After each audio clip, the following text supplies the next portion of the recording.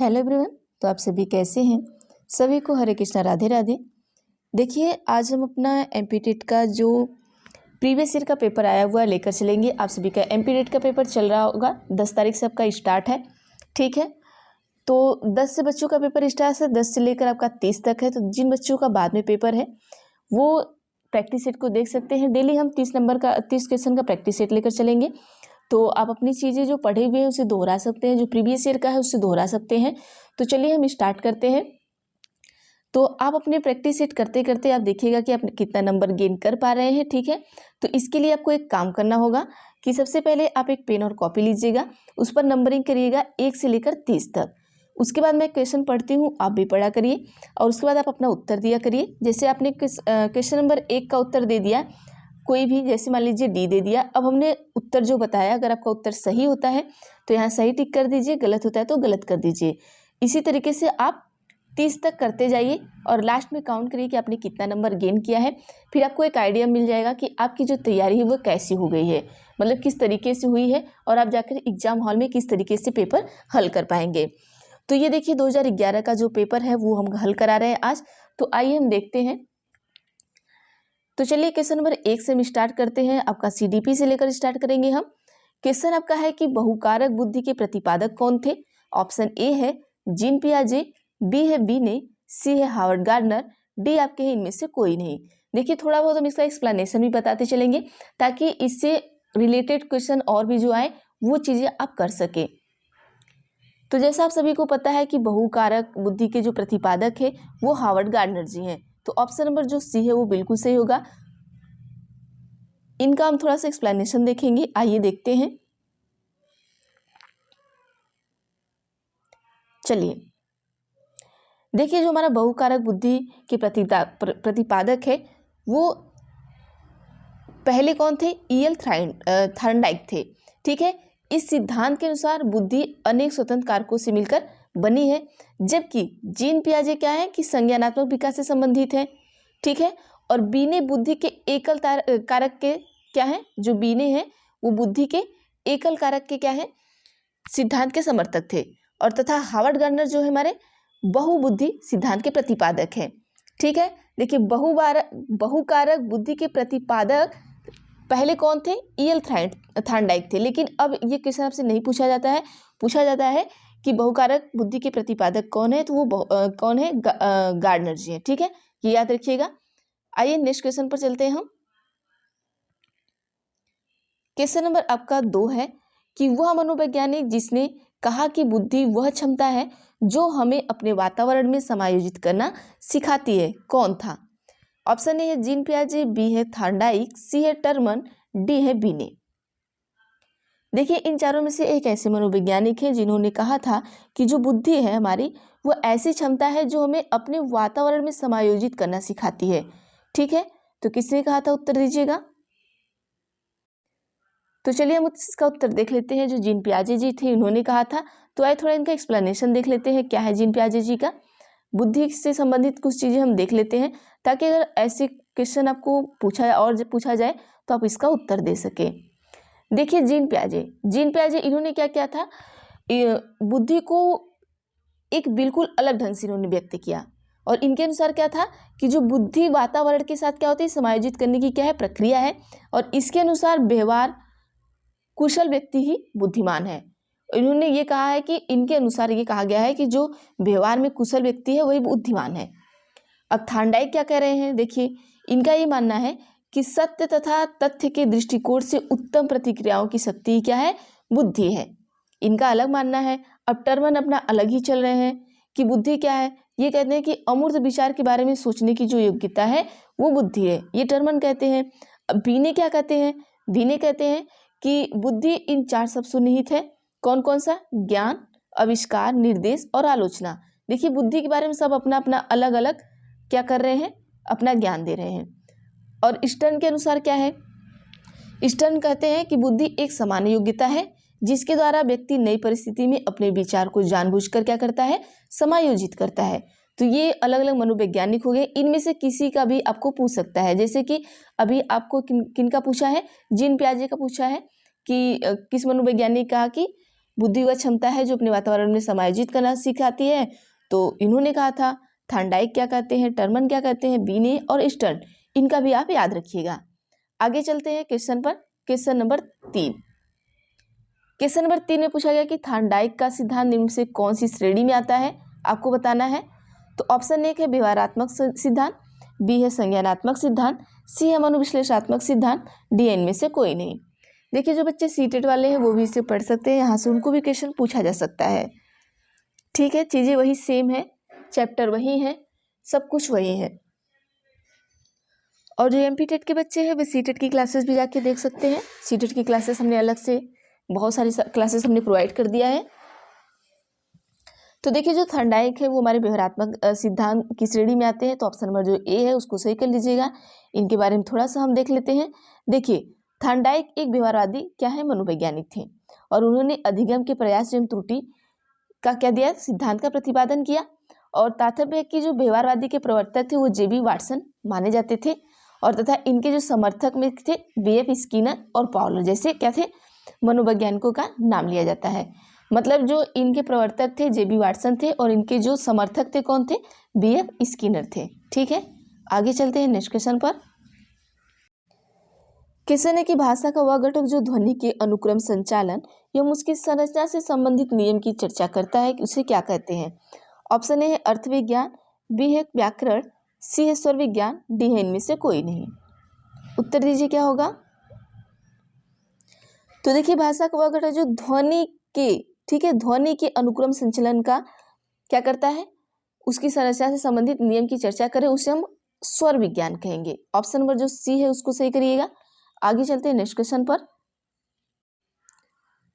Question आपका है कि मनुष्य की वह ग्रंथि जो पिट्यूटरी ग्रंथि को नियंत्रित करती है तथा शरीर के सामान्य व सादृश्य वृद्धि को भी नियंत्रित करती है। ऑप्शन ए है यौन ग्रंथि, बी है थायराइड ग्रंथि, सी आपका है मूत्र ग्रंथि, डी आपका है इनमें से कोई नहीं। देखिए क्या पूछा है कि ग्रंथि जो पिट्यूटरी ग्रंथि को क्या करती है, नियंत्रित करती है। तो ऑप्शन नंबर जो डी होगा वो सही होगा, इनमें से कोई नहीं। अब आइए इसका एक्सप्लेनेशन थोड़ा देखेंगे क्यों होगा। क्योंकि देखिए जो हमारे मनुष्य की जो ग्रंथि होती है, जो पिट्यूटरी ग्रंथि होती है, पिट्यूटरी ग्रंथि को वह ग्रंथि नियंत्रित करती है, देखिए मनुष्य की वह ग्रंथि जो क्या करती है, पिट्यूटरी ग्रंथि को क्या करती है, नियंत्रित करती है, तथा शरीर के सामान्य और सादृश्य वृद्धि को भी क्या करती है, नियंत्रित करती है। वो उसको क्या कहते हैं हम, हाइपोथैलेमस कहलाती है। वो क्या कहलाती है, याद रखिएगा, हाइपोथैलेमस कहलाती है, जो मनुष्य के मस्तिष्क में पाई जाती है। कहाँ, मनुष्य के मतलब आपके मस्तिष्क में पाई जाती है। और ये क्या करता है, ये हार्मोन जारी करता है और तथा शरीर के तापमान को क्या करता है, विनियमित करने में क्या करता है, मदद करता है। नेक्स्ट क्वेश्चन पर चलते हैं आगे हम। Question number 6। क्वेश्चन नंबर 6 आपका है कि इनमें से कौन सी विशेषता भावनात्मक विकास से जुड़ी नहीं है। ऑप्शन ए है भावना शारीरिक परिवर्तन से जुड़ी है, बी है भावना जन्म के तुरंत बाद आ जाती है, सी है भावनाओं का तीव्र रूप बचपन में देखा जाता है, डी आपका है कि भावना शारीरिक विकास से जुड़ी नहीं है। उत्तर दीजिएगा क्या होगा। देखिए पूछा है कि कौन सी ऐसी विशेषता है जो भावनात्मक विकास से जुड़ी नहीं है। उत्तर बताइए आप सभी। तो चलिए इसका हम उत्तर देख लेते हैं क्या होगा। देखिए जो हमारी भावनात्मक विकास से जुड़ी नहीं है, देखिए जो हमारा शारीरिक परिवर्तन है बिल्कुल जुड़ा है। भावना के तुरंत बाद मतलब कि भावना जन्म के तुरंत बाद आती है, बिल्कुल आ जाती है। भावना का तीव्र रूप बचपन में देखा जाता है, बिल्कुल देखा जाता है। लेकिन भावना शारीरिक से जुड़ी नहीं है, ये आपका बिल्कुल गलत है। तो क्वेश्चन क्या है, निगेटिव पूछा है, उत्तर भी हमारा निगेटिव ही सही होगा। ठीक है, तो चलिए नेक्स्ट क्वेश्चन पर चलते हैं हम। क्वेश्चन आपका क्या कह रहा है कि शिशु का सामाजिक विकास किसके ऊपर निर्भर करता है। ऑप्शन ए है दूसरे से बातचीत करने के अवसर पर, बी है बच्चे को दिखाया गया प्यार व स्नेह पर, सी है वह सीमा जहां तक बालक दूसरों का ध्यान आकर्षित करने में सक्षम हो, डी आपका है ये सभी। उत्तर दीजिएगा क्या होगा। देखिए इसमें एक आइडिया आपको बता देते हैं। अगर आपको पेडागोजी से क्वेश्चन आता है, क्वेश्चन पॉजिटिव पूछता है तो उत्तर पॉजिटिव होगा, क्वेश्चन निगेटिव पूछता है तो उत्तर निगेटिव होगा। ठीक है, अगर क्वेश्चन पॉजिटिव पूछता है तो वहाँ पर एक ऑप्शन पॉजिटिव होगा, बाकी 3 निगेटिव होगा। अगर क्वेश्चन निगेटिव पूछता है तो 3 आपका तीन आपका क्या होगा, पॉजिटिव होगा और एक निगेटिव होगा। जो निगेटिव होगा वही उत्तर सही होगा। ठीक है, आगे चलते हैं। सॉरी, इसका उत्तर बताना है। तो ऑप्शन नंबर जो ए है वो बिल्कुल सही हो जाएगा कि दूसरों से बातचीत करने के अवसर पर। अवसर हमारा क्या होता है, पॉजिटिव होता है। क्वेश्चन क्या पूछा था, पॉजिटिव पूछा था, उत्तर भी हमारा क्या होगा, पॉजिटिव होगा। आगे चलते हैं नेक्स्ट क्वेश्चन पर हम। क्वेश्चन है कि बुद्धि के एकल कारक का सिद्धांत किसने दिया था। ऑप्शन ए है थांडाई, बी है पैलोव, सी है अल्फ्रेड वीने, डी है फ्रीमैन। तो बुद्धि के एकल कारक का सिद्धांत किसने दिया था आपको बताना है। अभी हमने बताया था ऊपर पढ़ के कि देखिए इससे भी क्वेश्चन पूछ सकता है। एकल का भी हमने बताया था, बहुकारक का बताया था, किसने दिया था। ठीक है, तो उत्तर दीजिएगा आप सभी। तो चलिए, एकल सिद्धांत जो दिए थे वो आपके अल्फ्रेड वीने जी दिए थे, तो ऑप्शन नंबर जो सी है वो बिल्कुल सही हो जाएगा। नेक्स्ट क्वेश्चन पर चलते हैं हम।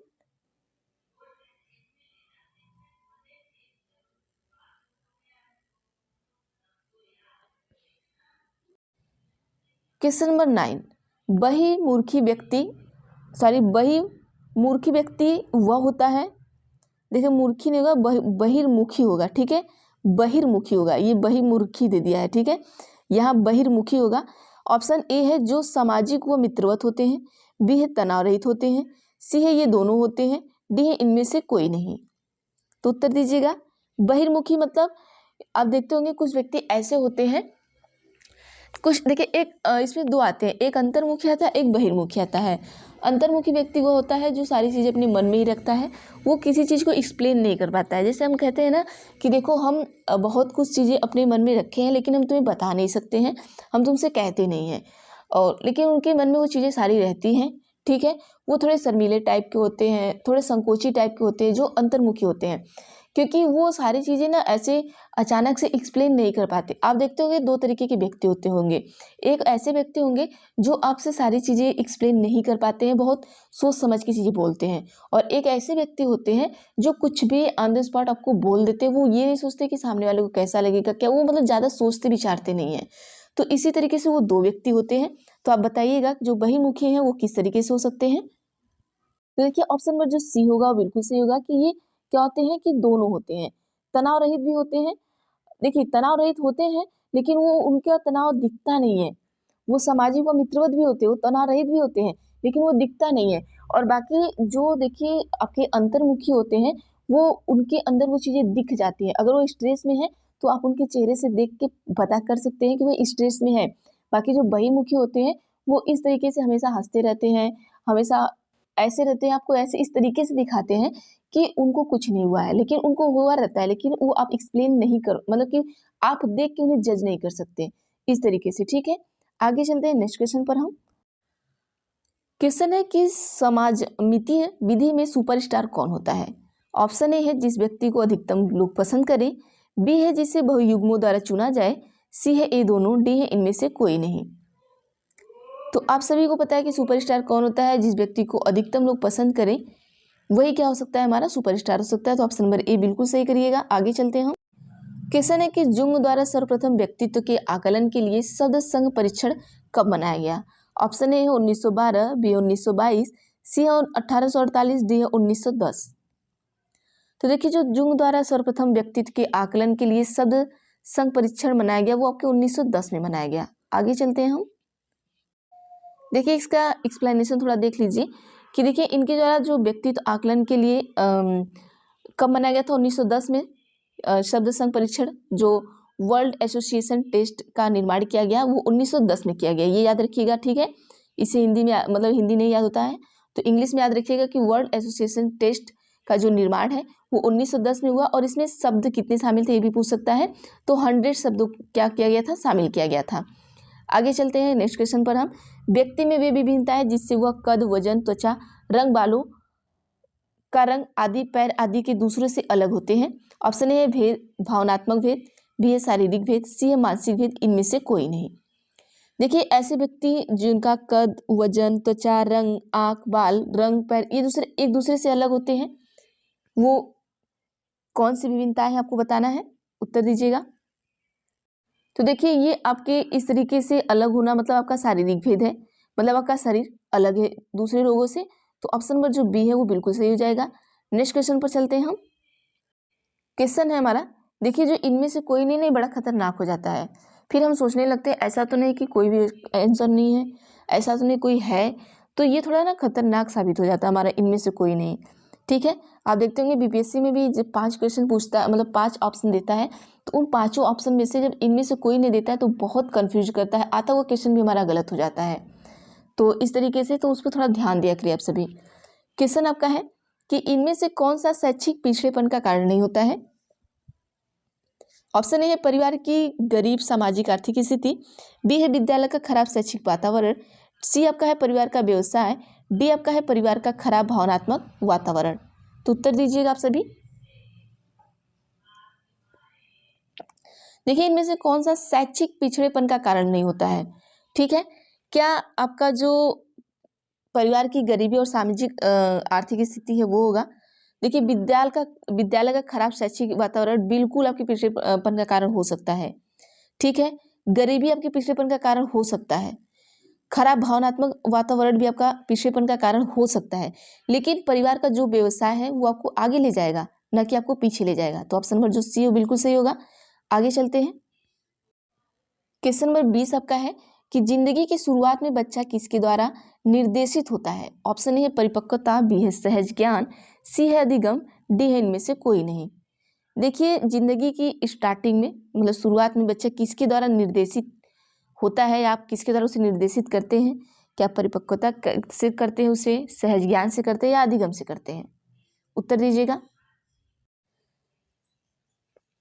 तो चलिए आप लोग सभी उत्तर दे दिए होंगे, तो आइए हम बताते हैं। ऑप्शन नंबर जो बी होगा बिल्कुल सही होगा। देखिए जब बच्चा छोटा होता है तो अपनी इंद्रियों के द्वारा क्या करता है, चीज़ों को सीखता है और वो अपना सहज ज्ञान को क्या करता है, इकट्ठा करता है। तो चलिए थोड़ा इसका एक्सप्लेनेशन देख लेते हैं तो आपको ज़्यादा चीज़ें समझ में आएंगी। देखिए ज़िंदगी की शुरुआत में क्या होता है, जो बच्चा होता है वो सहज ज्ञान के द्वारा निर्देशित किया जाता है होता है। इस अवस्था में क्या होता है कि बच्चे अपनी इंद्रिय के द्वारा क्या करते हैं, ज्ञान प्राप्त करते हैं और इनकी जो प्रतिक्रियाएं होती हैं वो सहज क्रियाओं के द्वारा क्या होती है, व्यक्त होती हैं। मतलब सहज क्रिया मतलब जैसे इनको भूख लगी है तो ये रोएंगे, अगर इन्हें कहीं चोट लग गई तो ये रोएंगे, ये बता नहीं सकते हैं, तो ये एक अलग प्रतिक्रिया करके चीज़ों को क्या करते हैं, एक्सप्लेन करते हैं। ठीक है, तो जो स्टार्टिंग में बच्चा होता है वो सहज ज्ञान के द्वारा ही चीज़ों को क्या करता है, या सहज क्रियाओं के द्वारा ही चीज़ों को एक्सप्लेन करता है। ठीक है, आइए आगे चलते हैं हम। क्वेश्चन आपका है निर्देश चिकित्सा मतलब डायरेक्टिव थेरेपी किसने विकसित की। तो ऑप्शन ए है कार्ल रोजर, बी है इलिस, डी है सी है स्किनर, डी इनमें से कोई नहीं। तो जो आपकी डायरेक्टिव थेरेपी है वो किसने विकसित की है, तो ऑप्शन नंबर डी करिएगा, इनमें से कोई नहीं। अब आइए देखते हैं किन्होंने विकसित की है। चलिए इनके बारे में हम देख लेते हैं थोड़ा सा, ताकि आपको पता चल जाए। देखिए जो निर्देशात्मक चिकित्सा मतलब एक मनोचिकित्सात्मक क्या है, दृष्टिकोण है, जिसमें मनोचिकित्सक चिकित्सा के पाठ्यक्रम को क्या करते हैं, निर्देशित करता है।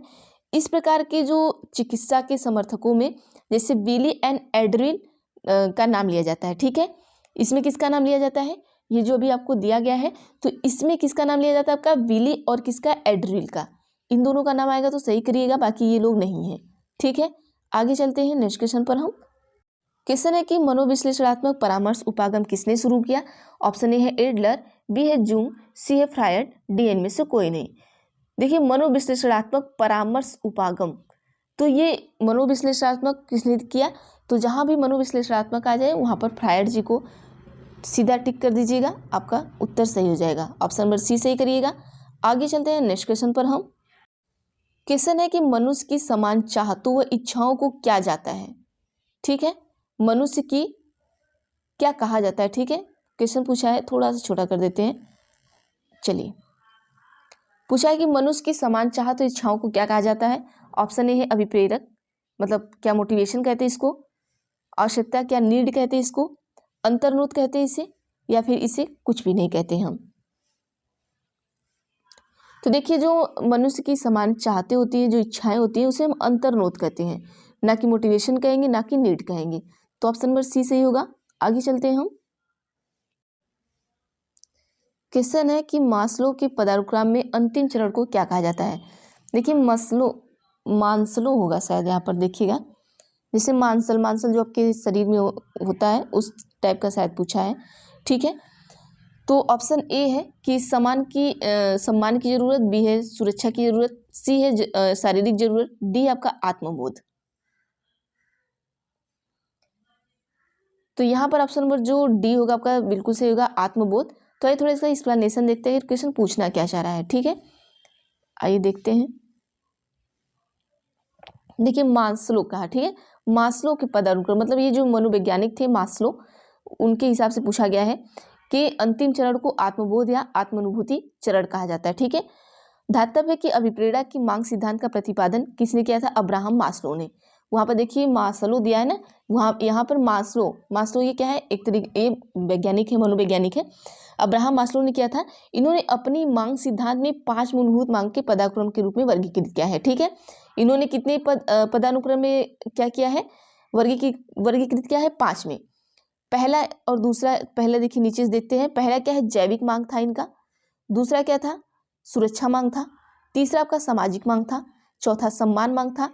और पांचवा इनका आत्मानुभूति या आत्मबोध मांग था। ठीक है, तो ये इनकी 5 मांग थी। आगे नेक्स्ट क्वेश्चन पर चलते हैं 25 पर। 25 में आपसे कहा गया है कि वह प्रक्रिया जिसमें व्यक्ति उसके स्वयं के प्रयासों के द्वारा अपनी क्षमताओं को पहचानता है, वह उनको विकसित करता है ताकि वह वातावरण में समायोजित हो सके। ऑप्शन ए है मार्गदर्शन, बी है परामर्श, सी है अभिप्रेरणा, डी है इनमें से कोई नहीं। क्वेश्चन को 2 बार पढ़ा करिए और क्वेश्चन को ध्यान से पढ़ा करिए आप सभी। ठीक है, क्वेश्चन कहना क्या चाह रहा है उसको समझा करिए। क्वेश्चन है कि वह प्रक्रिया जिसमें व्यक्ति उसके स्वयं के प्रयासों के द्वारा अपनी क्षमता को पहचानता है। ठीक है, वो अपने खुद के प्रयास से अपनी क्षमता को पहचान रहा है और उनको क्या करता है? विकसित कर रहा है ताकि वो क्या करे? वातावरण में समायोजित हो सके। तो उसे क्या कहेंगे आप? तो व्यक्ति क्या कर रहा है? खुद का क्या कर रहा है? मार्गदर्शन कर रहा है। तो ऑप्शन नंबर जो ए है बिल्कुल सही होगा। ऑप्शन नंबर ए को टिक करिएगा। ठीक है, आगे चलते हैं नेक्स्ट क्वेश्चन पर। हम क्वेश्चन आपका है कि व्यवहारिक क्षमताओं में वह सापेक्ष स्थायी परिवर्तन जो कि प्रबलित अभ्यास का परिणाम होता है उसे क्या कहते हैं? ऑप्शन ए है अधिगम, बी है अभिप्रेरणा, सी है अभिवृत्ति, डी है इनमें से कोई नहीं। देखिए व्यवहारिक क्षमता में वह सापेक्ष अस्थायी परिवर्तन जो प्रबलित अभ्यास का परिणाम होता है। ठीक है, तो उत्तर दीजिएगा क्या होगा? देखिए जो प्रबलित अभ्यास का परिणाम होगा वो हमारा क्या होगा? अधिगम होगा। तो ऑप्शन नंबर ए जो है बिल्कुल सही होगा। आगे चलते हैं नेक्स्ट क्वेश्चन पर। क्वेश्चन है कि सिफेलोकोडल प्रवृत्तियों के अनुसार विकास का अग्रसर कैसे होता है? ठीक है, ऑप्शन ए है सिर से पैर की ओर, बी है पास से दूर के अंगों की ओर, पैर से सिर की ओर और दूर से पास के अंगों की ओर। सिफेलोकोडल, सिफेलो में याद करिएगा, स से सिफेलो, स से सिर से पैर। ठीक है, तो ऑप्शन नंबर ए है जो इसको सही कर लीजिएगा। आगे चलते हैं नेक्स्ट क्वेश्चन पर। क्वेश्चन है कि गर्भाधान से बालक के जन्म तक की अवधि को क्या कहा जाता है? ऑप्शन है किशोरावस्था, बी है बचपन, सी है प्रसव काल, डी है का वयस्कता। जब बच्चा गर्भ में जन्म ले लेता है तो उस समय से लेकर जब बच्चा पैदा होता है तो क्या कहते हैं?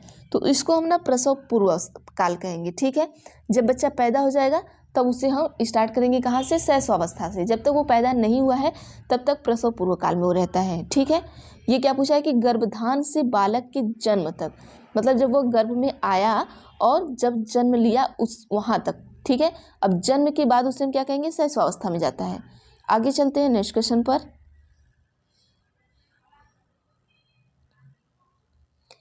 क्वेश्चन है कि जीन पियाजे द्वारा परिभाषित वह अवस्था जहां संज्ञानात्मक विकास बालक के अपनी इंद्रियों के प्रयोग के तथा बाहरी दुनिया का पता लगाने के प्रयासों से होता है। ऑप्शन ए है ज्ञानेंद्रिय अवस्था, बी है पूर्व परिचालन अवस्था, सी है ठोस अवस्था, डी है इनमें से कोई नहीं।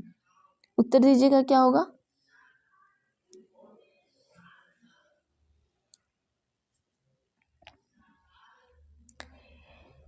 क्वेश्चन को फिर से ध्यान से पढ़िएगा। जीन पियाजे के द्वारा पूछा गया है, परिभाषित वो अवस्था है जहां संज्ञानात्मक विकास बालक के अपने इंद्रियों के प्रयोग तथा बाहरी दुनिया का पता लगाने के लिए लगाने के प्रयासों से होता है। जब बाहरी दुनिया का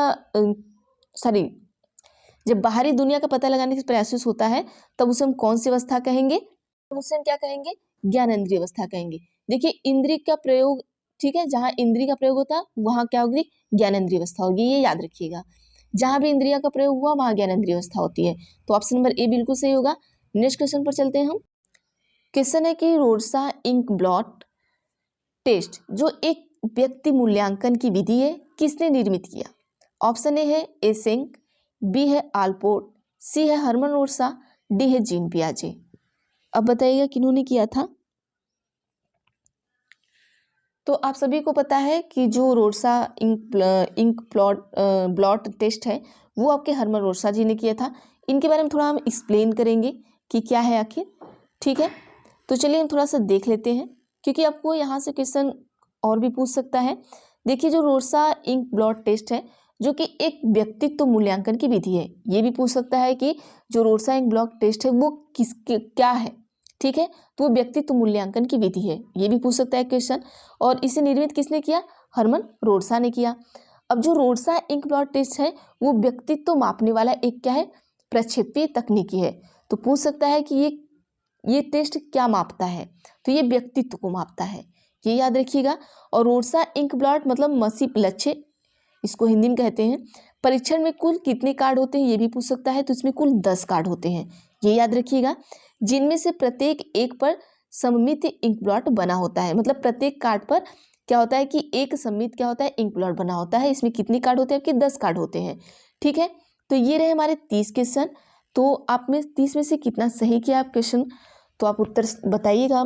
जितना भी उत्तर आपका सही होगा कमेंट बॉक्स में कमेंट करके बताइएगा। बाकी आप सभी ना जो CDP की क्लासेस में लेती हूँ, वहाँ पे ऐसी क्लासेस है जो आपको वहाँ पर आपको पेडागोजी की सारी चीज़ें मिल जाएंगी। इस तरीके की भी जो सेम आपके जो इसमें चैप्टर है वही सेम चीज़ आपके सीटेट में भी है, तो वहाँ से भी आप क्लासेस देख सकते हैं। और जो सीटेट वाले बच्चे हैं वो ये एमपीटेट का भी देख सकते हैं। मतलब दोनों बच्चे दोनों क्लासेस देख के पेपर दे सकते हैं, उन्हें ज़्यादा से ज़्यादा क्वेश्चन मिल जाएगा, ठीक है। तो आज के लिए हम इतना करते हैं। देखिए, हम जो भी क्लासेस देते हैं हमारा बस एक ही लक्ष्य होता है कि हम कम समय में आपको ज़्यादा से ज़्यादा क्वेश्चन कराएं, ताकि आपका कम समय में आप ज़्यादा से ज़्यादा क्वेश्चन को कर सकें।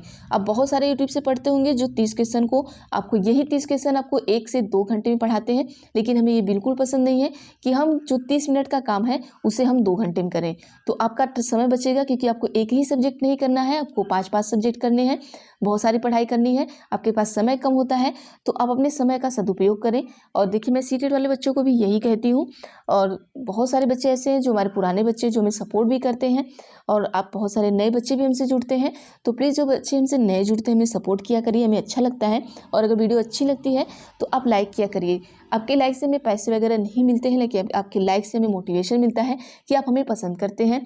बहुत सारे बच्चे हैं जो लाइक करते हैं, तो हमें अच्छा लगता है कि हमारी जो वीडियो है पसंद की जाती है, तो हमें और भी सब्जेक्ट की वीडियो में बना के देनी चाहिए। तो आज के लिए हम इतना ही करते हैं स्टूडेंट। बाकी हम देखते हैं नेक्स्ट वीडियो में जो भी चीज़ें होंगी, हम आपको 30 क्वेश्चन कराते रहेंगे। आपका एग्जाम 30 तक है, हम 30 तक आपको क्वेश्चन कराते रहेंगे। 30 तक आपका जो पेपर है आप करते रहिएगा, ठीक है। बाकी बीच बीच में अगर हमें जो पेपर मिलता है तो हम उसका आपको एनालिसिस भी कराते रहेंगे। जैसे किस चैप्टर से क्वेश्चन आया है, किस तरीके से क्वेश्चन पूछे जा रहे हैं। जब 10 तारीख के बाद इस तरीके का आएगा तो हम आपको एनालिसिस भी कराएंगे, ठीक है। तो आप एनालिसिस भी करके जाइएगा कि आपको किस तरीके से क्वेश्चन पूछा जा रहा है। तो चलिए एवरीवन, आज के लिए हम इतना ही करते हैं, बाकी हम देखेंगे नेक्स्ट वीडियो में। तो थैंक यू एवरीवन।